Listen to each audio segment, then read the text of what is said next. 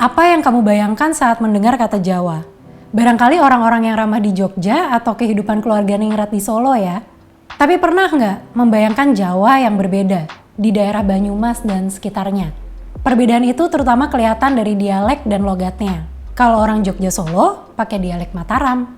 Orang Banyumas dan sekitarnya pakai dialek Banyumasan. Iya, bahasa ngapak yang bikin kamu ketawa itu. Pertanyaannya emang apa yang lucu? Faktanya, bahasa Jawa Banyumasan emang mengandung stigma yang kadang bikin orang asli sana malu makainya. Nah, di Newsroom 63B kali ini kita akan bahas soal itu. Termasuk sejarah terbentuknya bahasa Jawa Banyumasan, yang ternyata berakar dari politik kerajaan Mataram. Jangan lupa subscribe YouTube Tirto dan follow Instagramnya, biar kamu gak ketinggalan info-info yang menarik dan tentunya relate buat kita semua.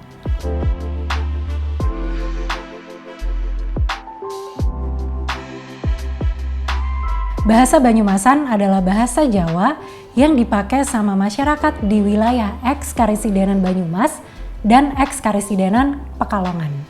Wilayah eks-Karisidenan Banyumas biasanya disebut pakai akronim Barlingmas Cakeb yang meliputi Kabupaten Banjarnegara, Purbalingga, Banyumas, Cilacap, dan Kebumen. Sementara eks-Karisidenan Pekalongan terdiri dari Kabupaten Tegal, Brebes, Pemalang, Batang, dan Pekalongan. Dialek Banyumasan juga dipakai sama sebagian masyarakat Cirebon dan penduduk di Jawa Barat yang berbatasan dengan Jawa Tengah, meskipun udah kecampur sama bahasa Sunda.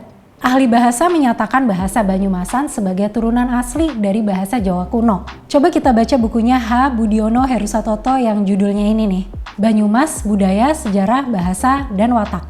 Budiono mencatat bahasa Jawa yang digunakan masyarakat Solo, Jogja, dan sekitarnya adalah bahasa Jawa baku. Bahasa ini sebenarnya sudah melewati 5 tahap perkembangan yang muncul sejak zaman Pujangga Baru pada abad ke-18. Sedangkan bahasa Banyumasan adalah bahasa Jawa tahap awal atau tahap bahasa Jawa Dipa yang konon adalah bahasa Jawa murni. Kamu udah paham bedanya kan? Gini, yang khas dari bahasa Banyumasan adalah banyak bunyi vokal A, terutama di bagian akhir kata. Sementara di bahasa Jawa baku bunyi A itu berubah menjadi O.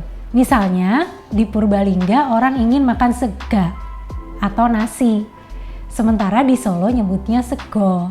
Atau di Cilacap angka 9 disebut sanga, di Jogja berubah menjadi songo. Perbedaan yang lain juga terletak pada intonasi atau cara pengucapan. Dalam bahasa Banyumasan, konsonan G, K, D, dan B diucapkan dengan keras dan jelas. Sementara di bahasa Jawa baku lebih samar-samar. Contohnya ketika orang Banyumas mengucapkan kretek, akhiran G-nya akan dibaca secara jelas. Sementara kalau di Solo, intonasinya berubah menjadi kretek. Begitu juga akhiran K di kata bapak, yang dibaca jelas sama orang Banjarnegara tapi tidak untuk orang Jogja.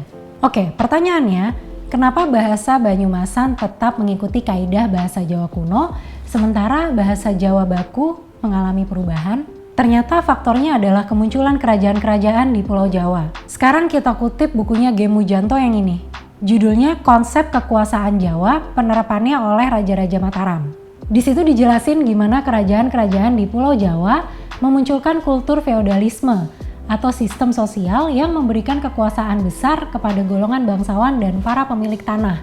Pada tahun 1586 sampai 1755, Kerajaan Mataram menguasai mayoritas Pulau Jawa, termasuk wilayah Banyumas dan sekitarnya, dengan pusat pemerintahan di Yogyakarta dan Surakarta. Nah, Kerajaan Mataram sadar kalau kekuasaan itu nggak hanya dibangun dari militer tapi juga dari bahasa. Makanya mereka mengembangkan dialeknya sendiri, yaitu dialek Mataram, yang jadi cikal bakal terbentuknya bahasa Jawa baku. Tujuannya apa? Untuk membedakan bahasa di lingkungan keraton yang lebih elit sama bahasa di luar lingkungan keraton. Pada perkembangannya penduduk di dekat pusat kerajaan mengadopsi dialek Mataram itu. Nah, kenapa penduduk di Banyumas dan sekitarnya enggak? Ya karena mereka jauh dari pusat kerajaan, jadinya mereka mengembangkan dialeknya sendiri. Ini adalah kondisi yang terwakili sama ungkapan orang Banyumasan, yaitu adoh ratu cedak watu, atau jauh dari penguasa dekat dengan batu. Bahasa Jawa Banyumasan juga punya karakteristik yang khas. Misal, dialek Mataram dianggap lebih halus, sedangkan dialek Banyumasan dianggap lebih keras atau kasar. Tapi kasar yang dimaksud bukan berkonotasi negatif ya, melainkan lebih ke sifat yang belak-belakan, terbuka, dan lebih egaliter, seperti yang orang Banyumas sebut sebagai cablaka atau blakasuta. Sayangnya pada perkembangannya anggapan kasar itu juga kadang menimbulkan konotasi negatif, sampai membuat para penuturnya kadang nggak memakai bahasa sendiri, atau minimal menyembunyikan logatnya karena sering jadi bahan candaan. Fenomena itu dibahas di riset tentang identitas orang ngapak ini, atau soal karakteristik penutur bahasa Banyumasan di artikel ilmiah ini.